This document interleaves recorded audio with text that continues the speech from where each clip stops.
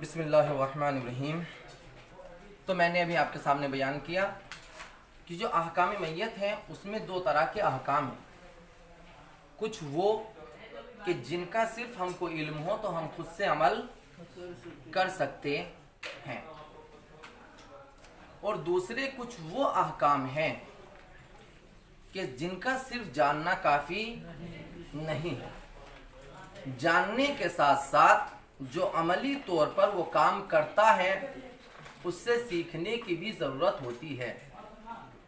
इसी तरह जैसे हमारे दुनिया में उलूम बहुत से होते हैं। एक मसला ये मोबाइल है। मोबाइल के बारे में शायद आप बहुत कुछ जानते हो, लेकिन जब आप नया नया मोबाइल लेंगे आप एकदम से खुद से हर चीज़ नहीं चला सकते। आप फौरन जाएंगे, जो चलाता है चाहे वो बिल्कुल कुछ ना जानता हो, जाहिल हो, अंगूठा छाप हो, लेकिन शायद वो मुझ जानने वाले से बेहतर तरीके से मोबाइल चलाते। जैसे आजकल हम अपने घर में बच्चों को देखते हैं कि हम हो गए बूढ़े, लेकिन हमारे जो बच्चे भी छोटे छोटे 4, 5, 6 साल के, वो हमसे बेहतर मोबाइल चला रहे हैं, हर काम उसमें कर लेते हैं, लेकिन हम नहीं कर पाते। क्या फ़र्क क्या है? उसका इल्म इल्म ज़्यादा नहीं है, इस मामले में उसका तजुर्बा हमसे ज़्यादा है, वो हमसे ज़्यादा मोबाइल चला चुका है। तो बहुत से अहकाम वो होते हैं, इसमें बहुत से अहकाम वो कि जिनको जानना और जानने के बाद हम खुद से अमल कर सकते हैं, लेकिन बहुत से अहकाम वो हैं कि जिनको सिर्फ जानकर हम उनको प्रैक्टिकली तौर पर नहीं कर सकते। तो उसके लिए हमको ज़रूरत है कि जो ये काम कर रहा है हम पहले उसके पास जाएं, उससे सीखें। जानते हैं, लेकिन अब ये काम कैसे होगा वो हमको करके दिखाए ताकि हम भी उसको सीख सकें। मसलन कफन काटना, आपको मालूम है 3 कपड़े देना वाजिब है। इतना दिया जाए कि ये हो तो इतना दिया जाए, ये हो तो इतना दिया जाए, ये हो तो इतना।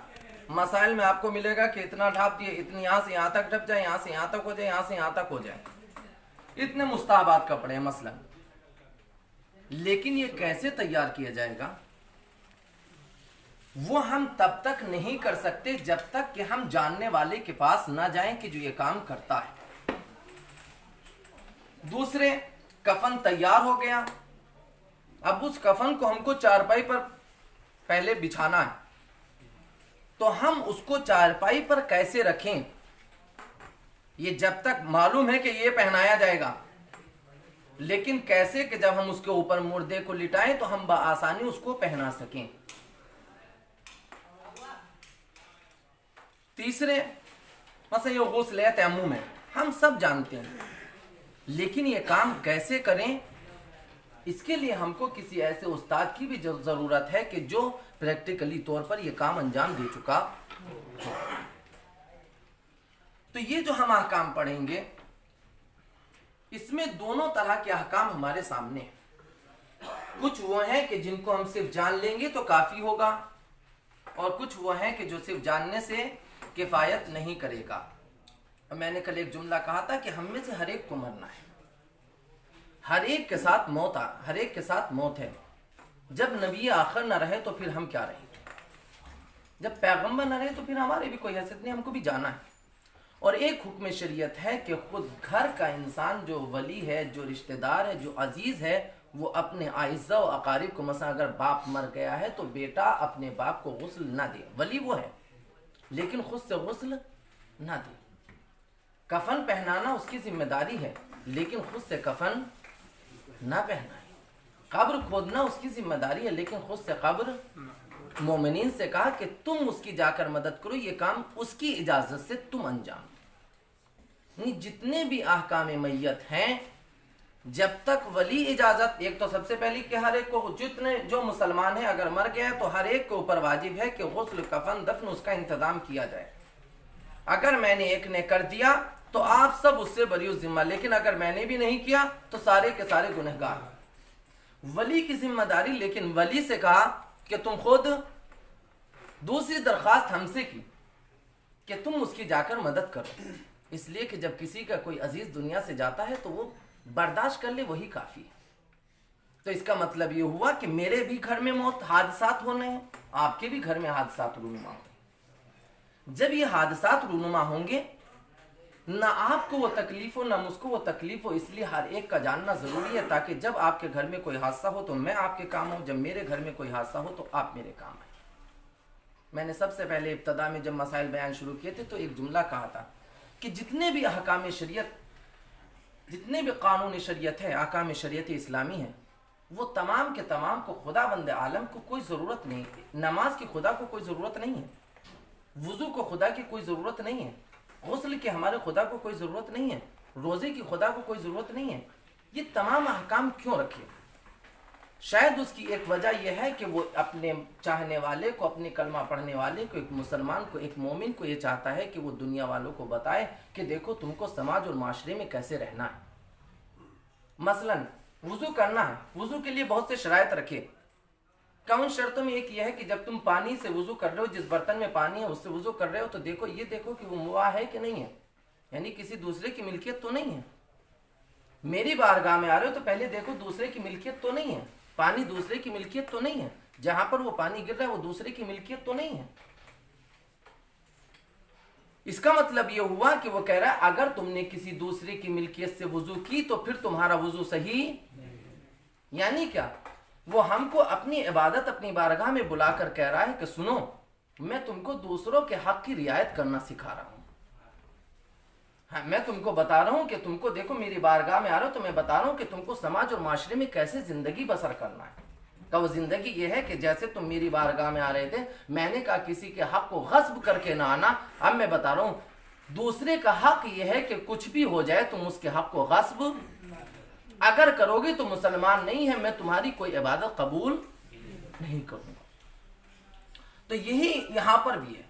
उसने कहा कि चूंकि तकलीफ होती है जिसके घर में मरता है उसका दिल न टूटे, मैं तुमसे कहता हूं कि तुम उसकी जाकर मदद करो। तो बहुत से अहकाम वो हैं कि जो हम जानेंगे फौरन अमल कर देंगे। मरा, मेरे घर में मरा, शायद उसमें देर हो जाए। बहुत से अहकाम के जो सिर्फ खानवादे वाले को करना है, दूसरे नहीं है। मरना है आपको किबले की तरफ, वहां पर शायद दूसरा कोई ना, इतने आप इत्तला देंगे शायद आने में देर हो जाए, इतनी देर तक हराम होता रहे का वो तुम खुद से करो। आंखें बंद करना है, मुंह बंद करना है, आप खुद से कीजिए, लेकिन फिर भी दोनों को हुक्म दिया है। तो वो अहकाम कि जो कल हमने बयान किए थे उसमें कुछ मैंने अहकाम मुहतज़िब, वो इंसान की जो मरने वाला है उसके साथ जो उसके करीब है उनको क्या क्या काम अंजाम देना है, वो उनका मैं लिख नहीं सकता, इंशाल्लाह उसके बाद वाले मैं खुद जल्दी से सबसे पहले जो वाजिब है वो यही किबले के रुख करना, कि जो मरने वाला है मर चुका है, आप उसको इस तरह से लेटाए कि उसके पैर के तलवे और चेहरा किबले की जानिब, ये वाजिब है किसके ऊपर, कि जो वहां पर मौजूद है। दूसरा काम जो शहादतैन और 12 इमामों की इमामत का इकरार, जो मरने वाला है जिसका दम निकलने वाला है अगर वो ये कर सकता है तो आप उसके सामने शहादतैन कि ला इलाहा इल्लल्लाह मुहम्मदुर रसूलुल्लाह वो भी अपनी जबान से इकरार करे। 12 इमामों की इमामत वो भी अपनी जबान से अगर इम्कान है तो वो करे।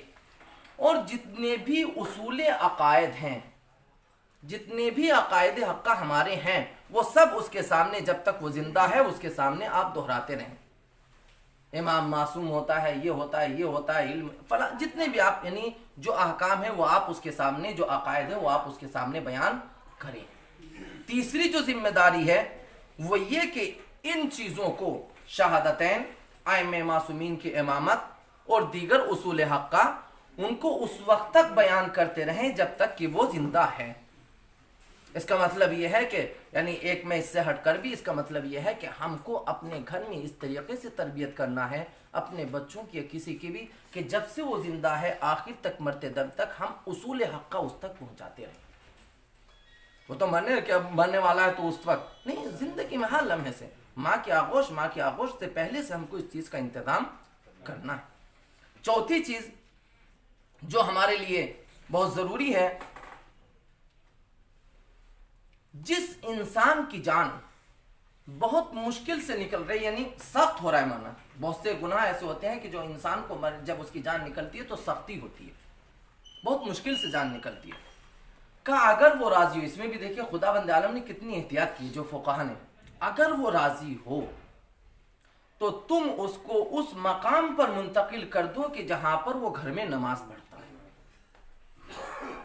जहां पर वो घर में, वहां लेकर जाओ और फिर उसको वहां पर लिटा दो, इंशाअल्लाह आसानी से जान निकलेगी, उसको तकलीफ नहीं होगी। उसके बाद जो हमने बयान किया कि जब वो मर रहा है तो उसके सरहाने हमको कुछ सूरे पढ़ना है, कुछ आयतें। वैसे तो कुल्लन कुरान मजीद मुस्तहब है, कुछ चीज़ों का तस्करा रिवायात मासूमीन में हुआ है। सूरे यासीन, सूरे साफ़ात, सूरे अहज़ाब, आयतुल कुर्सी, सूरे आराफ की आयत नंबर 57 और सूरे बकरा की आखिरी 3 आयतें। ये शरीयत ने हमसे कहा है कि जब तुम्हारे घर में कोई मरने लगे, कोई अजीज तुमसे तुम्हारा जुदा हो रहा है, तो तुम इनको उसके सामने पढ़ो।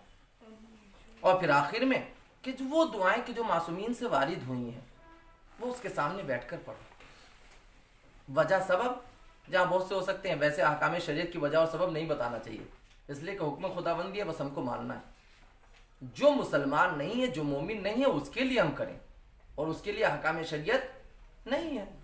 पहले तो ही जब आपने मान लिया कि हमारा वो मालिक है, बस अब वो मालिक हम गुलाम, गुलाम की मर्जी कुछ नहीं है, जो होती है वो मालिक की मर्जी होती है। का इनको क्यों? का ताकि जब वो जा रहा है तो उसको अपने अजीजों से बिछड़ने का गम है। तो हम ये तुमको बताते हैं कि तुम ये तस्करा उसके सामने करो, ताकि उसको इस एहसास का, यानी इस जुदाई का एहसास ना हो, या समझे कि देखो मैं यहाँ से जा तो रहा हूँ, लेकिन अब उनके बारगाह में जा रहा हूँ कि जो मेरे हकीकी चाहने वाले। मासूमीन की रिवायत है कि एक माँ अपने बच्चे को जितना प्यार करती है उससे लाखों गुना ज्यादा, यानी हम तसव्वुर नहीं कर सकते कि कितना हमारे मासूम हमसे प्यार करते हैं, और जितना मासूम प्यार करते हैं उससे कई गुना ज्यादा हमारा खुदा हमसे प्यार करता है, ताकि उनको ये एहसास ना हो कि मैं अजीजों से बिछड़ रहा हूँ, अजीजों से बिछड़ रहा हूँ, लेकिन अब हकीकी चाहने वालों की बारगाह में जा रहा हूं। तो ये थे उस वक्त के अहकाम के जब इंसान मर रहा है और हमको क्या क्या करना है। क़िबले के रुख, आइम्मे शहादतैन, आइम्मे मासूमीन की इमामत और दीगर उसूल हक़ वो बयान करना है। तीसरे उस वक्त तक कि जब तक वो मर नहीं रहा, आप उसके सामने कुछ ला इलाहा इल्लल्लाह मुहम्मदुर रसूलुल्लाह अली वलीउल्लाह अशहदु अन्ना अमीरुल मोमिनीन व जितने भी आप अकायद उसके सामने बयान कर सकते हैं, चाहे वो अपनी ज़बान में कहें कि सुनो हमारा पहला इमाम हज़रत अली, दूसरा इमाम इमाम हसन, तीसरा इमाम इमाम हुसैन, ये इमाम हुसैन करबला के मैदान में शहीद हुए, दिल को, यानी तमाम की तमाम बातें आप उसके, ताकि उसके दिल को सुकून रहे। तीसरी चीज़ जो थी, चौथी चीज़ कि जब वो मरने लगे तो उस जगह पर मुंतकिल करना है। पांचवें उन सूरों की तिलावत, छठे दुआओं की तिलावत, ये हमने कल बयान किया। उसके बाद कुछ मकरूहात हैं, शायद आपके यहाँ कुछ राइज हो, कुछ राइज ना हो, ये कुछ उल्टे राइज हो। तो कुछ मकरूहात हैं, उसमें सबसे पहले है मैयत को तन्हा छोड़ना। जब वो मर जाए, मरने के बाद हमको क्या क्या करना है, और वो कौन कौन से मकरूहात है, कौन कौन से मुस्तहबात हैं। मकरूहात, मैयत को तन्हा ना छोड़ना। अगर हमारे यहाँ किसी की मौत हो गई है तो शरीयत इस्लामी ने कहा उसको तन्हा ना छोड़ो। हमको लग रहा है कि मर गया, लेकिन उसकी रूह अभी भी वहां पर मौजूद है, उसको तन्हा न छोड़ना। दूसरे, उसके पेट पर कोई भारी चीज, उसके ऊपर कोई भारी चीज ना रखना। शायद बहुत सी जगहों पर राइज हो कि उसके ऊपर कोई भारी चीज, कोई वजनी चीज ना रखना, उससे तकलीफ होगी उसको। तीसरे, मुजनिब और हायज, जिसके ऊपर गुस्ल जनाबत वाजिब हो गया है, या अय्याम कोई औरत की जो अय्याम हैज में है, वो मुर्दे के पास ना जाए, उस जगह पर ना जाए कि जहां पर मुर्दा पड़ा, ये मकरूह है। चौथी चीज, वहां पर ज्यादा गुफ्तगू करना, जहां पर मुर्दा है, ज्यादा गुफ्तगू यानी फालतू बेजा गुफ्तगू। मुझको कोई काम है, मसला वहां पे है कि आपसे कुछ मंगाना है, तो मैं आपसे कहूंगा ये ला दी, लेकिन वहां पर खड़े होकर जो है मसला हिंदुस्तानी सियासत या फला या अपनी जरूरियात और रोजमर्रा, ऐसी गुफ्तगू वहां पर कि जहां मुर्दा है, मकरूह है करना। पांचवें, वहां पर ज्यादा गिरिया करना, रोना। ये हमारे उसूल में है कि रोएंगे, रोया जाए, लेकिन इतना नहीं। जैसे शरीयत इस्लामी जब आप कवानीन देखें, जो कि तमाम कवानीन यहाँ पर बयान नहीं किए जा सकते, औरतों का अपने बाल को बिखरा कर रोना, तमाचे मारना, एहसास होता है लेकिन मकरूह है, यानी ये नहीं कभी हराम हो गया कम नहीं करें, नहीं, मकरूह। उसके बाद तन्हा वहां पर औरतों को छोड़ना, सिर्फ औरतें रहें। जहां पर कोई मर गया है वहां पर सिर्फ तन्हा और तन्हा औरतों को ना छोड़े, कोई एक मर्द रहे महरम, कोई एक वहां पर मर्द रहे। तन्हा औरतों को मुर्दे के पास नहीं छोड़ना है, यह है मकरूह। उसके बाद जो हमने मुस्तहबात, मरने के बाद के जो मुस्तहबात हैं, सबसे पहला मुस्तहब मुंह और आंखों का बंद करना। मर गया है, लेटा हुआ है, फौरन आप जाइए उसकी आंखों को, जैसे भी, चाहे ऐसे चाहे ऐसे, आंखों को बंद कीजिए, मुंह को बंद कीजिए, ये पहला। दूसरे मुस्तहाब है उसकी ठुड्डी को बांधना। एक कपड़ा लीजिए, लेने के बाद बांध दीजिए ताकि मुंह खुला न रहे। उसके बाद हाथ और पैरों को सीधा करना। अगर उसका मुड़ा हुआ है, ये मैं लेटा हुआ था, लेटे लेटे मर गया, बैठे बैठे मर गया, पैर मुड़े हुए थे, इसी तरह से बहुत से लोग इस तरह से उठा के सोते हैं, लेटा हुआ है, पैर ये घुटने ऊपर उठे हुए हैं, पैर मुड़े हुए हैं। का अगर ऐसा इंसान के जो मर गया है और उसके पैर और हाथ सीधे नहीं है, या हाथ कोई सर के नीचे रखे हुए, कोई ऐसे रखे हुए, कोई कैसे, तो फौरन जो वहां पर मौजूद है उसके लिए मुस्तहाब है कि उसके हाथ और पैर बिल्कुल सीधे कर दे। इसलिए कि जब तक इंसानी जिस्म गर्म रहता है उस वक्त तक आप उसके हाथ और पैर को जैसे चाहे सीधा और वो कर सकते हैं, लेकिन जब ठंडा हो जाएगा फिर वो जल्दी से सीधे नहीं होते हैं, और फिर उसके बाद दूसरी भी मुश्किलात उसमें आएंगे, उन सबसे बहस नहीं है। उसके बाद अगर मैयत रात में, हाँ, उसके ऊपर कपड़ा डालना। जब कोई मर गया है तो हम फौरन उसके ऊपर एक कपड़ा, जैसे हमारे यहाँ डाला जाता है आमतौर से हर जगह राइज है, कपड़ा डालना ये मुस्तहाब है। अगर मैयत रात में हुई है या अभी जनाजा हमारे घर में रखा हुआ, अभी मरा लेकिन रात में जनाजा है, तो उसके पास रोशनी का इंतजाम करना। चराग से मुराद रोशनी है, नहीं आप उसके पास कोई भी अगर लाइट है तो आप लाइट का इंतजाम कीजिए, अगर नहीं तो कोई चराग जलाइए, चराग नहीं है तो जैसा आपके हालात हैं, जैसी इंसान की हैसियत है उस एतबार से उसके पास रोशनी का इंतजाम करे, अंधेरे में मैयत को ना रखे। उसके बाद तशय्ये जनाजा के लिए मोमिनीन को मुत्तला करना, इत्तला देना, खबर देना कि हो गया और हम इनके इंशाल्लाह इतने बजे जो है तदफीन करेंगे। आप ये मुस्तहब है कि मोमिनीन तक इत्तला दी जाए। आखिरी चीज सातवीं कि उसके दफन में जल्दी करना। अगर कोई इंसान मर गया है तो उसके दफन में आप जल्दी कीजिए, लेकिन दो मकाम मैंने जिक्र किए कि वहां पर जल्दी नहीं करना। एक वो औरत के जिसके पेट में, जिसके शिकम में बच्चा है और वो जिंदा है, माँ मर गई लेकिन बच्चा जिंदा है, तो इस औरत को उस वक्त तक दफन नहीं करेंगे जब तक कि ऑपरेशन करके, पेट चाक करके उस बच्चे को ना निकाले। दूसरे वो इंसान के जिसकी मौत का भी यकीन नहीं है, जैसे बहुत से लोग कोमा में चले जाते हैं, ऐसा लगता है कि मर गए लेकिन अभी यकीन नहीं है कि मर, तो जिसकी मौत का यकीन नहीं है उसकी भी तदफीन में जल्दी नहीं करेंगे। इसकी भी और भी बहुत सी बातें बताई थी, लेकिन चूंकि वक्त नहीं रहेगा इसलिए मैं इनको छोड़। आज जो मुझे आपके सामने वो अफ़आल, वो काम कि जो मरने के बाद हमारे ऊपर वाजिब है कि हम मुर्दे के लिए करें, वाजिबातें या मरने के बाद के वाजिबात, मरने के बाद के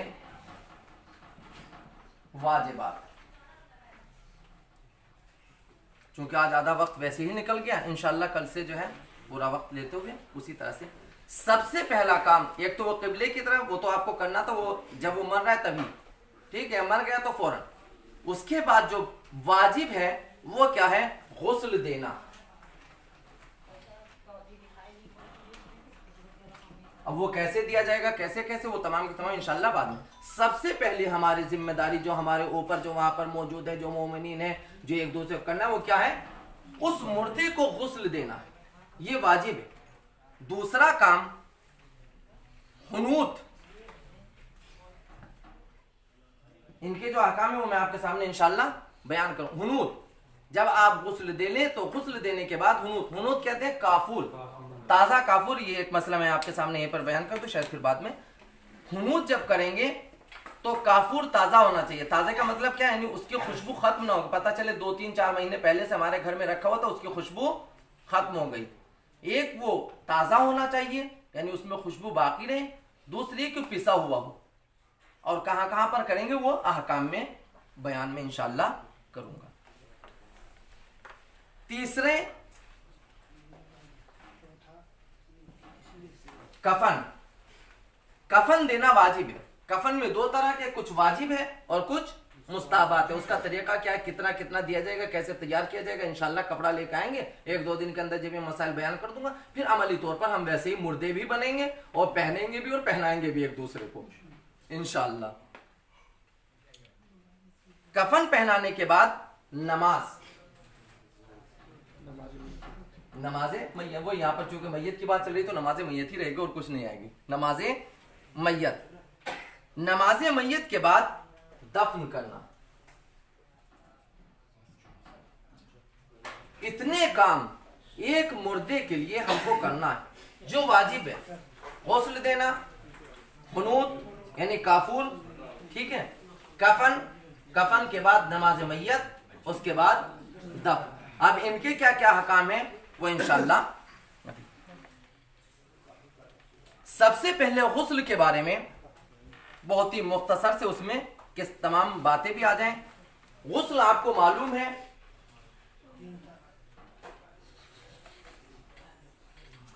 तीन चीजों से, या तीन तरह का गुस्ल, जो भी जैसे भी आप ताबीर करें। पहले आबे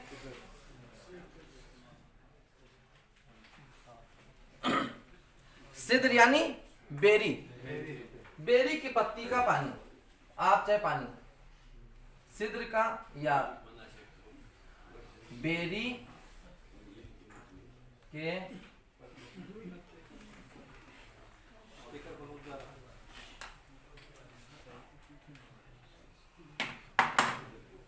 वो पानी के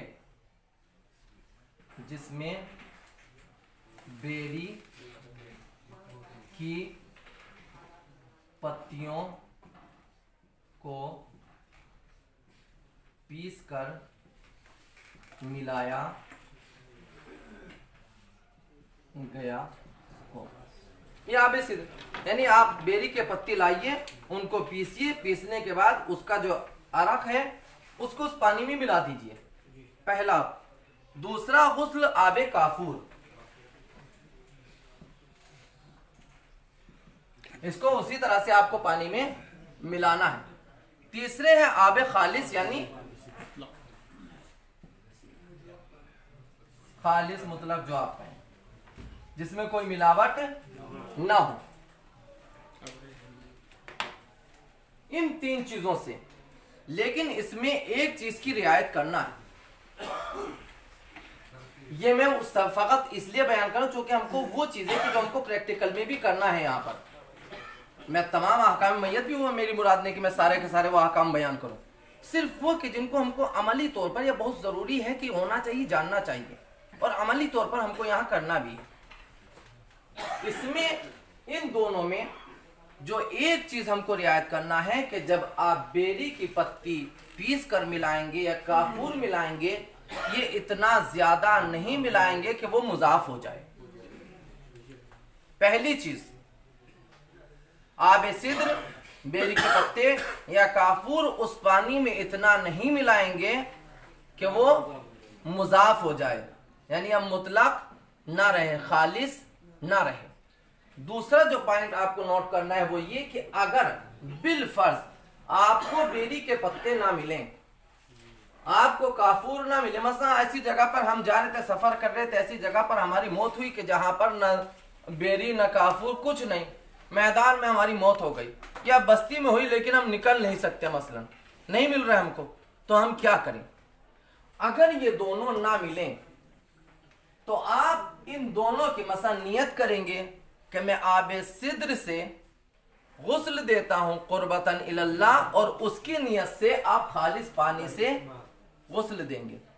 इसी तरह से काफूर, लेकिन कब? उस वक्त के जब हमको ना मिले, यानी हमने मिला नहीं मिला हमको, या हालात ऐसे नहीं है, मसला जैसे आजकल हालात हो कश्मीर में ऐसे जगह पर कि यहाँ पर वो घर से बाहर नहीं निकल सकते, और घर में काफूर भी नहीं रखा, घर में हर एक के बेरी का पेड़ भी नहीं है, बाहर भी नहीं निकल सकते, तो ऐसी सूरत में हम क्या करें? कहा अगर कोई मजबूर किया खुदा ने? कहा नहीं, खुदा बंदे आलम इंसान को मजबूर नहीं करता, वो उतनी ही जिम्मेदारी इंसान के कांधों पर रखता है, लाता है कि जितनी को वो बर्दाश्त कर सके। जब उसकी बर्दाश्त से खारिज हो जाता है, फिर खुदा बंदे आलम खुद अपने हुक्म को हटा लेता है, उसकी जगह दूसरा हुक्म भेजता है। कहा अगर ये ना मिले तो तुम आबे खालिस से इनकी नियत से गुस्ल धोगी। तो पहली चीज कि ये इतना ना मिले कि मुजाफ हो जाए, दूसरी जो हमको कभी ऐसा मौका हो, ऐसे हालात पैदा हो जाएं कि जब ये ना मिले और हमारे घर में कोई मैयत हो, हमारे मोहल्ले हमारे गांव में कोई ऐसा मुर्दा पड़ा हो और ये चीजें नहीं है, तो फिर शरीयत ने कहा कि फिर जरूरी नहीं कि आप अपनी जान को जोखिम में डालिए और फिर ये लेकर आइए कहीं से। कहा नहीं, अगर नहीं मिल रहा है, नई हालात हैं, तो अब आप क्या कीजिए, इनके बदले खालिस पानी से गुस्ल दीजिए। मौलाना साहब एक सवाल है जी बेरी के पत्ते आपने फरमाया जी, एक बेरी का पेड़ जो यहाँ होता है जी जी, ये वही बेरी है या हम हमारे कश्मीर में जायर वो आराम जाते हैं जी जी, तो वहीं से वो बेरी के पत्ते डालते हैं, बेरी का पाउडर? नहीं, बेरी के पत्ते होना चाहिए। मुमकिन है एक मसा छोटी वाली बेरी होती है जिसपे छोटे छोटे बेर आते हैं, ठीक है, एक वो भी होते हैं, एक वो कि जिसके ऊपर मोटे मोटे होते हैं। असल है बेरी का, मुमकिन है उसके अंदर कोई ऐसी चीज हो कि जिसकी वजह से जो इंसानी जिस्म के लिए फायदेमंद हो। यानी होता है इस तरह से कि उससे, अब जो भी उसकी मसलहत हो, मैंने कहा कि अहकाम में मसलहत को बयान नहीं किया जाता, तो अगर वहां से लेकर उसी का पाउडर कोई, वरना जो हमारे यहाँ बेरी, हम उसको इसलिए हमारा हर आदमी रात जाएगा नहीं, तो वो बुरा। यानी जो आपके यहाँ है मुहैया, आप उसको, चाहे आप इसको बेरी कहिए, मगर ये ना हो कि सेब को जो आप बेरी कहने लगे। बेर, जो बेर होते हैं आप उसकी पत्तियां, चाहे वो कोई सा भी दरख्त हो, वो छोटे वाले बेरी का, बड़े वाले, उसमें ये नहीं का बेरी लिखा है, बेर के पत्ते आप उसको मिलाएंगे, उससे गुस्ल देंगे। अभी कितना टाइम हो गया?